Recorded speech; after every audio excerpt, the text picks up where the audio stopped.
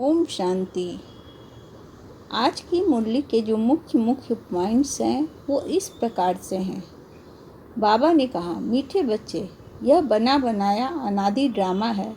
इस ड्रामा में हर एक एक्टर की एक्ट फिक्स है। मोक्ष किसको भी नहीं मिल सकती। बाबा कहते, बच्चे, मैं इस शरीर में तुम्हें फिर सिर्फ मुरली सुनाने आता हूँ। मैं मुरली सुनाने का ही काम करता हूँ। मैं खाने पीने के लिए नहीं आता हूँ। मैं आया हूँ तुम्हें नई राजधानी देने। बाकी स्वाद तो इनकी आत्मा लेती है। सदगति दाता तो एक ही शिव है। कहते हैं, सबकी सदगति करने में मुझे आना पड़ता है। मेरे जैसा काम कोई कर नहीं सकता। मैं देवी देवता धर्म में स्थापन करता हूँ। तुमको राजयोग सिखलाता हूँ। गति और सदगति दाता तो मैं ही हूँ। जब तुम प्योर बन जाते हो तो फिर मैं तुमको वापस ले जाता हूँ। तुम्हारी भी सदगति करता हूँ। तुम्हारे साथ जो अनेक धर्म वाले हैं उन धर्म स्थापकों सहित सबका उद्धार करता हूँ। भगवान तो सबका सदगति दाता है।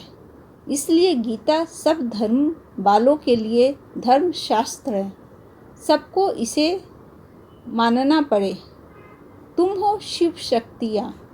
तुम सारे विश्व की सदगति करती हो, परंतु यह कोई नहीं जानते कि दिलवारा मंदिर हूबहू इन्हीं का यादगार है। ऐसा मंदिर कहीं नहीं है। जगदम्बा है, शिव बाबा भी हैं। बाप कहते हैं, कल्प कल्प मैं ज्ञान सुनाता हूँ और कोई ऐसे कभी नहीं कहेंगे कि मैं कल्प कल्प धर्म स्थापन करने आता हूँ। मैं कौन हूँ? मैं ट्रुथ हूँ। मैं कोई वेद शास्त्र नहीं सुनाता हूँ। यह अच्छी रीति नोट कर लो। हर एक आत्मा को सतो रजो तमो से पास करना है। बाप सबको कहते हैं, अपने को आत्मा समझ मेरे साथ योग लगाओ तो विकर्म विनाश होंगे और तुम मेरे धाम आ जाएंगे। बाबा कहते हैं, पवित्रता बगैर कभी धारणा नहीं हो सकती। ज्ञान में तो चुप रहना है। एक शिव बाबा को याद करना है। ज्ञान की अच्छी धारणा के लिए पवित्रता के व्रत को अपनाना है। अंत काल है, इसलिए ऐसा अभ्यास करना है जो एक बाप के सिवाय और कोई याद न आए। दधीची ऋषि मिशल सेवा करते विकारों पर विजय प्राप्त कर जगत जीत बनना है। समय की रफ्तार प्रमाण सर्व प्राप्तियों से भरपूर रह माया जीत बनने वाले त्रिपुर पुरुषार्थी भव। बाबा वरदान देते हैं। बाबा कहते हैं, बाप दादा ने जो भी प्राप्तियां कराई है उन सर्व प्राप्तियों को स्वयं में जमा कर भरपूर रहो। कोई भी कमी न रहे। जहाँ भरपूरता में कमी है वहाँ माया हिलाती है। माया जीत बनने का सहज साधन है। सदा प्राप्तियों से भरपूर रहना।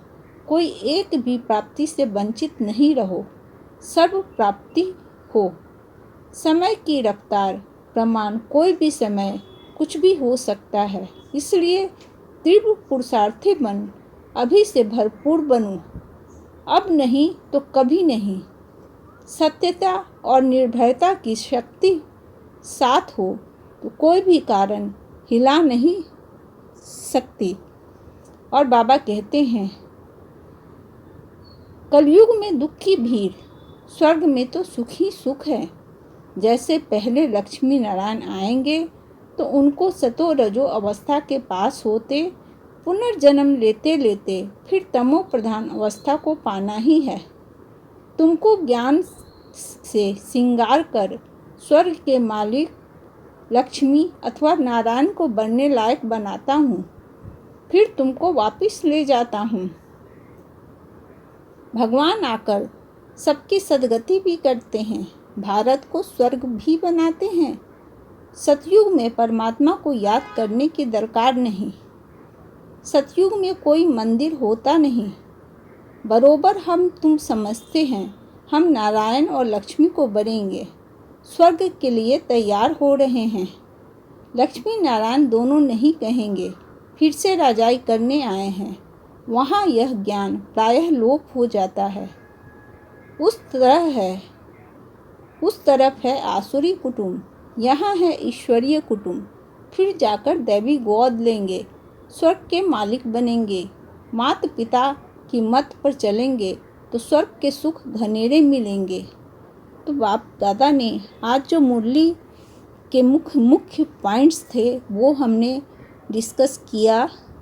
पहले हमने बाप दादा के द्वारा दिए हुए श्रेष्ठ सम्मान ग्रहण किए।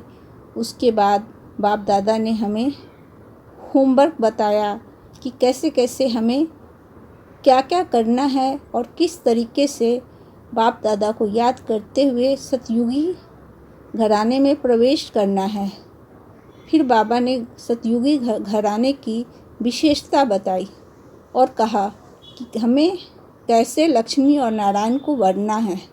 तो इस तरीके से हमने देखा कि आज के जो भी की पॉइंट्स थे मुरली के, बहुत ही सुंदर और बहुत ही गहरे थे, जिसे समझने की ज़रूरत है और उसे मनन मंथन चिंतन कर ग्रहण करने की ज़रूरत है। ओम शांति।